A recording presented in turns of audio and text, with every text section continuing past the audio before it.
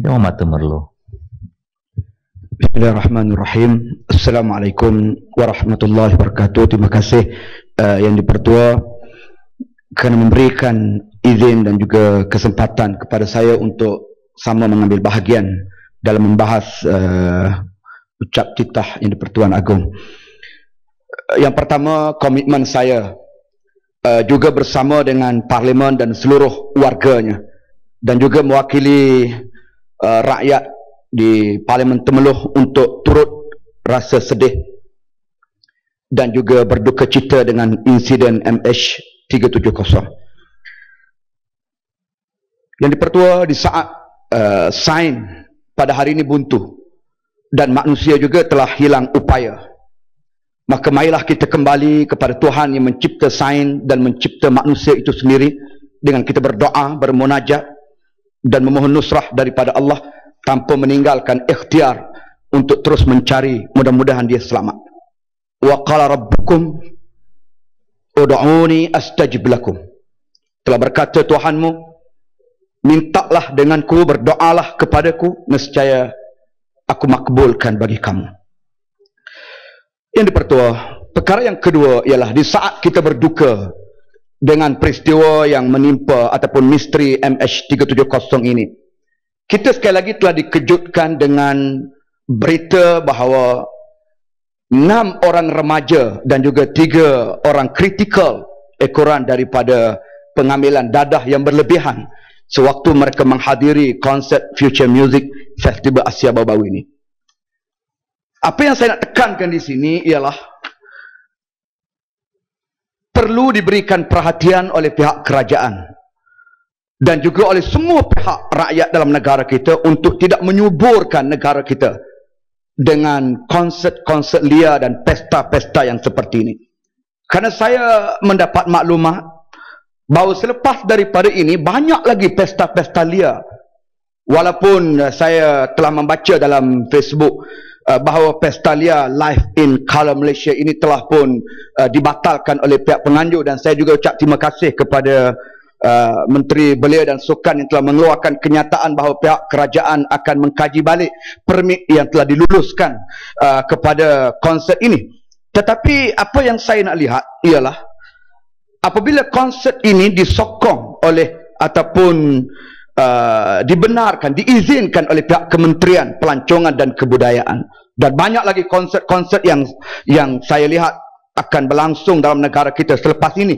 Antaranya ialah konsert Twin Towers Live 2014 ini yang akan diadakan di hotel Shangri-La Hotel, sempena dengan Formula One ataupun Formula One Grand Prix yang akan berlangsung dalam negara kita selepas daripada ini, yang terbuka pula kepada orang ramai untuk menyertai dan menghadirinya.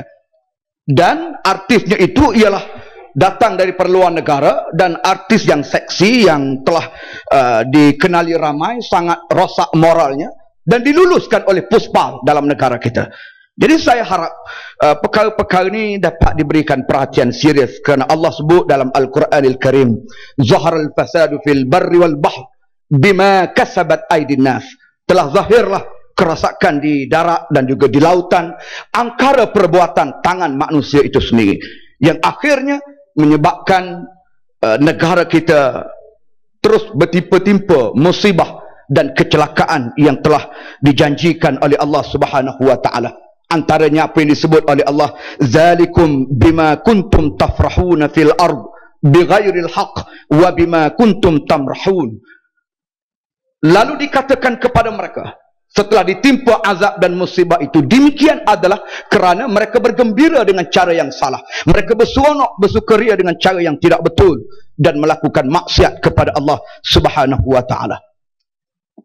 Ini Dipertua, saya harap perkara ini dapat diberikan perhatian. Kita bukan anti hiburan, kita bukan anti hiburan, dan tidak mengapa untuk kita melakukan hiburan yang sederhana, tetapi janganlah sampai menceroboh batas moral, batas akhlak dan juga budaya dalam negara kita. Dicemari pula dengan pergaulan bebas, dengan dadah, pil ecstasy, arak, pemujaan nafsu dan seumpamanya, yang akhirnya tak ke mana budaya dan jati diri rakyat dalam negara kita.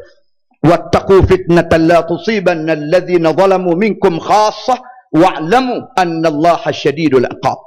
Takutlah akan musibah yang kelak apabila Allah timpakan nanti, bukan hanya tertimpa ke atas mereka yang melakukan kejahatan ini, tetapi akan turut diterima dan dialami oleh seluruh masyarakat dalam negara kita. Dan ketahuilah, sesungguhnya azab dan juga balasan Allah ini adalah sangat pedih dan dahsyat.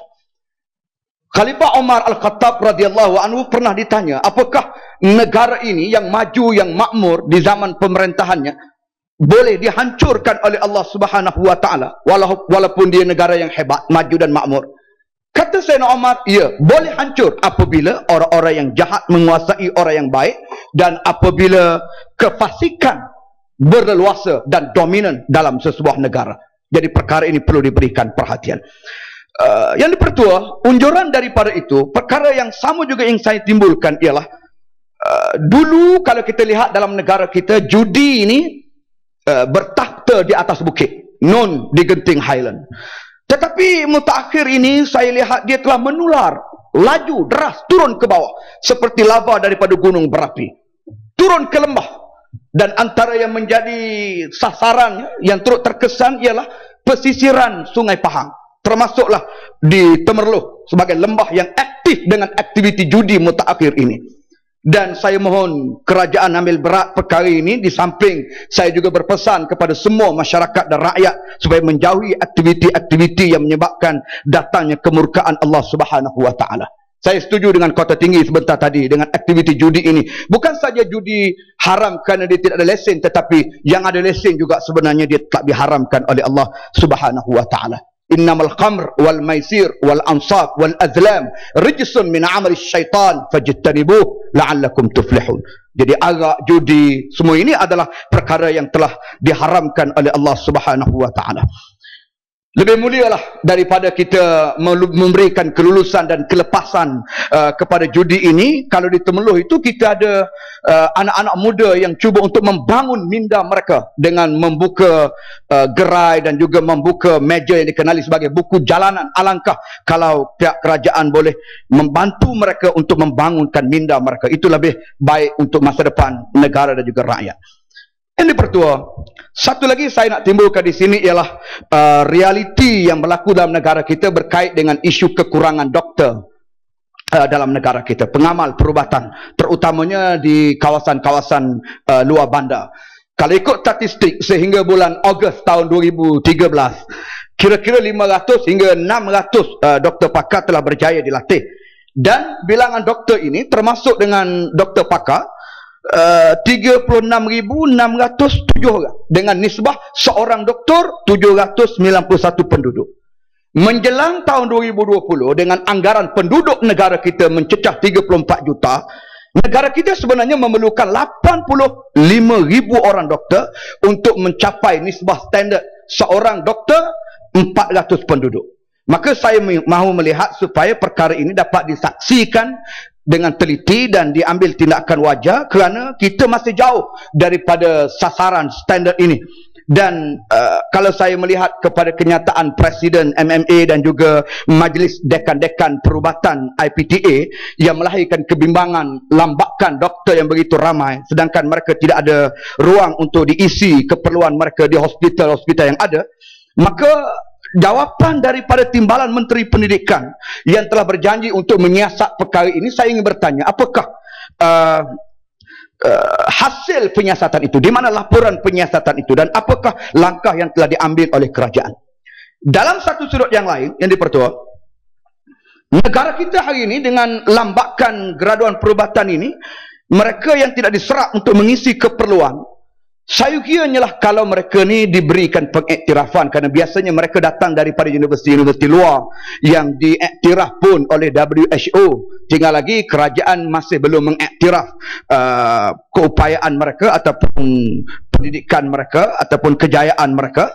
Maka saya harap dapat juga diberikan perhatian dalam perkara ini. Dan maka dengan itu isu yang berbangkit juga ialah saya nak melihat bagaimana peranan dan juga fungsi Malaysia Medical Center MMC, kerana saya melihat apakah MMC ini benar-benar bebas dan benar-benar independen? Bagaimana pula kaedah pelantikannya? Sebab apa yang saya nampak ialah ahli majlis kepada Majlis Perubatan Malaysia ini ataupun MMC ini sebahagiannya dilantik dari kalangan kaki tangan kerajaan perubatan itu sendiri. Jadi bagaimana kita nak jamin ianya dapat dijalankan secara bebas dan lebih berintegriti, dan apakah sebenarnya memang kementerian telah ada cadangan untuk mengubah kaedah pelantikan ini? Sebab saya lihat ramai mereka yang akhirnya tak dapat kerja dan tak dapat melaksanakan tanggungjawab mereka sebagai lulusan perubatan, maka mereka menderita untuk berhadapan dengan tekanan hidup pada hari ini. Dan yang terakhir yang dipertua, saya nak sebut dua perkara. Yang pertama berkait dengan isu visa pelajar-pelajar Malaysia kita di Mesir. Ini mohon perhatian daripada Kementerian Luar dan juga kedutaan negara kita di Mesir supaya selesaikan masalah visa pelajar ini, kerana didapati proses mereka nak membuat visa ni terlalu payah dan terlalu sukar. Dalam keadaan pelajar Malaysia di Mesir telah mencecah 4,000 orang. Dan urusan mereka di immigration hanya 1 hari seminggu. Dan pelajar-pelajar Azhar ini hanya ditempatkan satu pejabat saja untuk mengurus visa mereka di immigration. Dan apa yang lebih penat ataupun lebih letih lagi ialah visa mereka tu boleh dikatakan tamat serentak pada bulan Disember. Akhirnya mereka tak sempat nak menyiapkan visa pada tempoh-tempoh yang dibenarkan. Maka ada di kalangan pelajar yang ditangkap dan terpaksa bermalam dalam lokap. Jadi ini adalah suatu perkara yang sangat menyusahkan mereka, dan saya minta Kementerian Luar dan juga pihak kedutaan dapat memudahkan pelajar-pelajar kita untuk menyelesaikan masalah visa mereka. Dan yang terakhir ialah isu penempatan guru, yang saya lihat masih ramai lagi yang belum ditempatkan walaupun mereka telah tamat tempoh pengajian mereka, sehingga mereka menggelarkan ataupun mengistilahkan seperti mereka digantung tak bertali oleh pihak Kementerian Pendidikan Malaysia. Antaranya saya rujuk di sini ialah pelajar TESL, tajaan Kementerian Pendidikan ke UK, yang mana mereka telah pun hampir tamat pengajian mereka lebih setahun yang lalu, tetapi nampaknya pihak Kementerian Pendidikan masih berdalih dalam isu penempatan mereka, walaupun pihak menteri telah menjanjikan 1 April akan datang ini. Tetapi apabila mereka menghubungi pihak kementerian, ternyata jawapannya tidak sebagaimana apa yang telah dijanjikan oleh pihak menteri. Jadi oleh kerana itu saya sangat mengharapkan sekali lagi supaya perkara ini dapat diberikan perhatian, dan saya akhiri ucapan ini dalam masa yang sangat singkat, 10 minit yang diperuntukkan oleh pihak yang dipertua. Sekali lagi saya harap tahun melawat Malaysia 2014 ini, semoga kerajaan dan seluruh rakyat dalam negara kita dapat bekerjasama agar kita tidak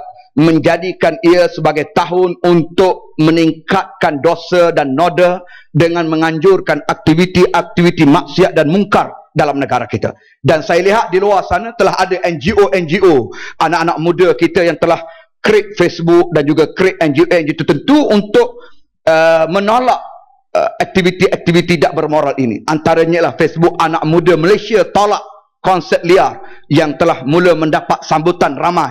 Artinya mereka tak seronok pun dengan budaya-budaya liar ini. Jadi kalau kita nak tarik pelancong, sebagaimana pokok sena sebut semalam, saya sangat bersetuju. Nak tarik pelancong daripada Amerika datang, maka kita kena sogok mereka dengan budaya Malaysia. Bukan kita ambil budaya Amerika untuk diberi kepada pelancong daripada Amerika. Demikian juga pelancong-pelancong yang lain. Jadi kenapa tidak kita pasarkan budaya dan juga produk-produk negara kita yang cukup baik, termasuk alam sekitarnya, yang boleh menarik pelancong daripada seluruh dunia datang ke negara kita dengan aman, dan akhirnya menjadikan negara kita ini benar-benar selamat untuk dilawat pada tahun 2014 ini. Terima kasih. Assalamualaikum warahmatullahi wabarakatuh.